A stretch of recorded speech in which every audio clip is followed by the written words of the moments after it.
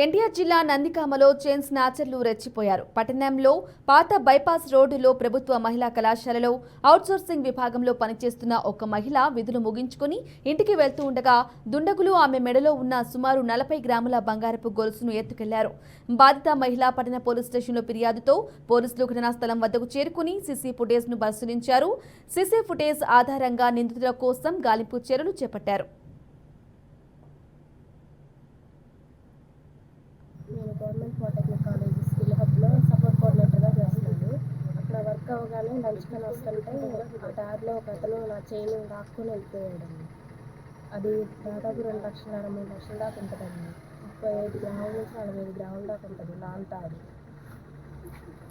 గమనించినా దొరకలేదండి, వెళ్ళిపోయాడు. బైక్ మీద వచ్చాడండి, బైక్ మీద మాస్క్ పెట్టుకొని ఉన్నాడు, బ్లూ కలర్ టీ షర్ట్ అండి, ఫ్లవర్ బైక్. ఫాస్ట్గా వెళ్ళిపోయాడు, అసలు గమనించినా దొరకలేదు.